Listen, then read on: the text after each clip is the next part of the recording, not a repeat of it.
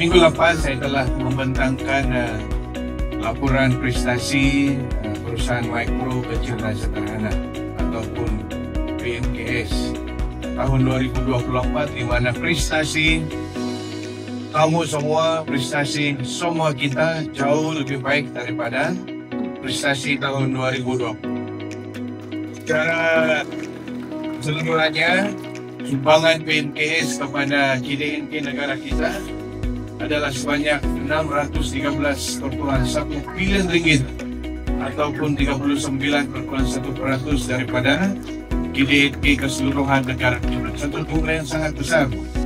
Dan antara yang menyumbang kepada KDNK ini adalah saudara-saudari yang merupakan usahawan-usahawan bimbingan ataupun usahawan di bawah Bapak Nasional.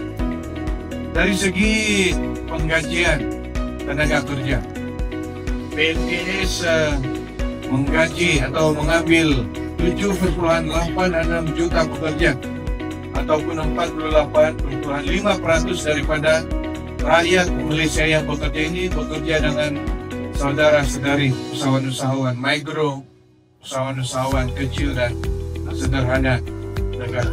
Jadi kita berbangga kalau ada yang mengatakan kadar pengangguran di negara kita begitu tinggi, terutama di Sabah. Memang betul, tetapi kita lihat datanya, 48% itu bekerja dengan saudara dan saudari. Jadi ini satu sumbangan besar saudara-saudari kepada ekonomi negara kita. Kalau kita lihat kembali data yang ada pada saya dari tahun 1998 semasa Tokoh Nasional ini ditubuhkan sehingga hari ini, tahun ini Tokoh Nasional telah menyalurkan 1,2 bilion ringgit kepada 66.350 orang usahawan di Sabah saja. Manakala untuk Parlimen Keningau sahaja, setakat ini Tokoh Nasional telah menyalurkan 52 juta ringgit kepada 2.821 orang dari tahun 1998 sampai hari ini. Untuk tahun ini saja, tahun 2025, sebanyak 55 juta telah disalurkan kepada 1.108 orang usahawan ataupun di seluruh Sabah. Dan di Parlimen Keningau saja, Tokoh Nasional telah menyalurkan 3,5 juta ringgit kepada 237 orang usahawan untuk tahun ini saja. Dan rasanya saudara-saudari inilah sebahagian daripada usahawan yang menerima bantuan daripada tahun ini. Saudara dan saudari, saya ucap tahniah kepada Tokoh Nasional di atas pencapaian yang telah dicapai tadi, dan juga anjuran seminar asas keusahawanan yang telah dilaksanakan di seluruh negara termasuk di Keningau pada hari ini.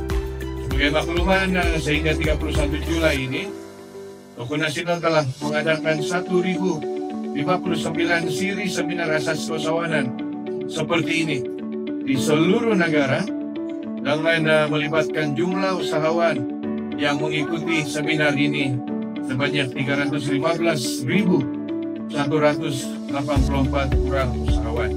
Saya percaya matlamat dan tujuan seminar keusahawanan ini memenuhi tujuannya untuk menambah pengetahuan kepada saudara dan saudari selaku usahawan kecil di Sabah, usahawan kecil di negara kita.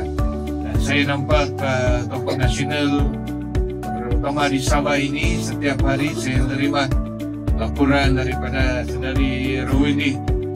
Minggu lepas tidak silap saya di Kuamut, terus ke Kamarudu, banyak tempat di Tolupi. Ujung minggu ini di Beaufort. Saya berharap ini bukan hanya rancak di Sabah, tetapi juga di negeri-negeri lain, karena saya percaya usahawan-usahawan memerlukan update terkini seminar seperti ini untuk menambah pengetahuan kita dalam bentuk pengurusan perniagaan terkini. Dan saya amat yakin dengan business coach, jurulatih, pembimbing yang di bawah seminar ini mampu membantu saudara dan saudari. Saya berbangga apabila melihat program-program Tekun seperti ini ramai atau hampir semuanya daripada kalangan wanita dan ibu-ibu. Ini satu yang sangat membanggakan. Saya nampak ada juga sahabat-sahabat lelaki saya di sini. Saya sangat berbangga sekali. Ini menunjukkan ibu-ibu yang membawa, termasuk yang membawa anak-anak kecil. Ini mengingatkan kepada saya. Dulu semasa saya kecil di sekolah rendah, umur besar sedikit daripada adik saya yang sedang berbicara dengan ibu dia di sebelah kanan ini.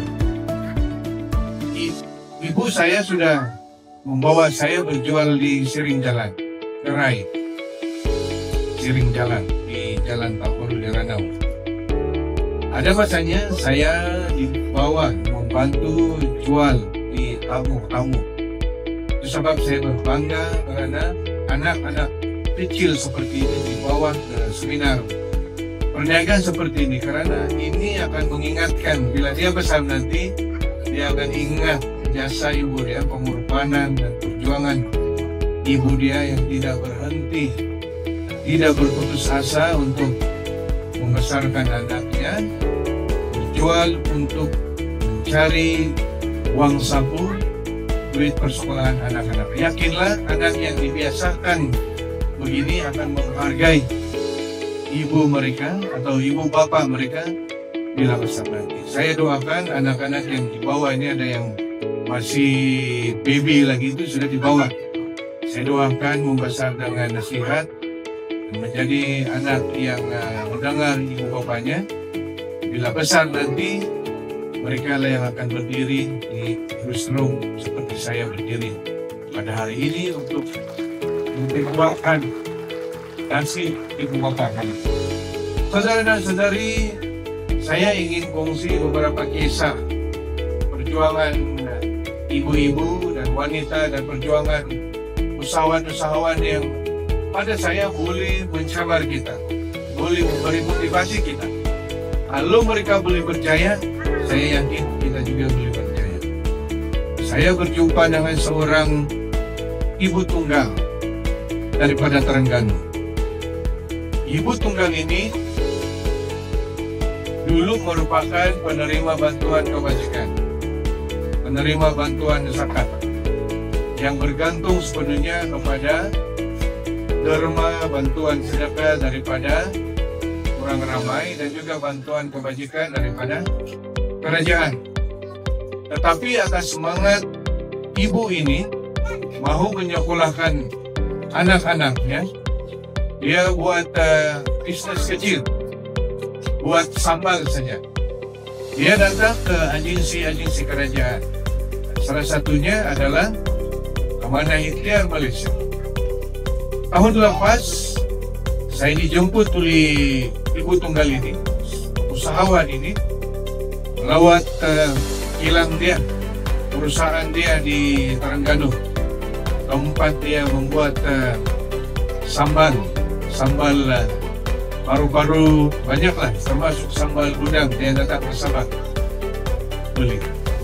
Hari ini saudara dan saudara, selepas dia menerima bantuan daripada banyak agensi kerajaan, termasuk yang saya luluskan, bantuan geran daripada SMECOP Malaysia, selepas lawatan itu untuk membolehkan ibu ini, usahawan ini membeli mesin baru supaya dia boleh mengeluarkan jumlah botol sambal itu yang lebih banyak.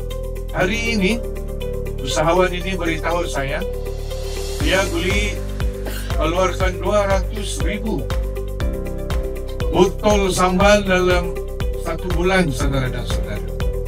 Hari ini di luar kilang dia, di luar restoran dia, dia buat unduk rezeki. Dia letaklah segala apa yang dia pernah dapat dulu, beras, tepung, gula, minyak masak di luar kilangnya. siapa saja yang memerlukan bantuan sedemikian, ambil saja daripada demokrasi. Ini perjuangan seorang ibu tunggal yang dulunya menerima bantuan kerajaan, yang hari ini merupakan usahawan berjaya, menggaji banyak orang, dan membantu semula masyarakat yang pernah seperti dia sebelum ini.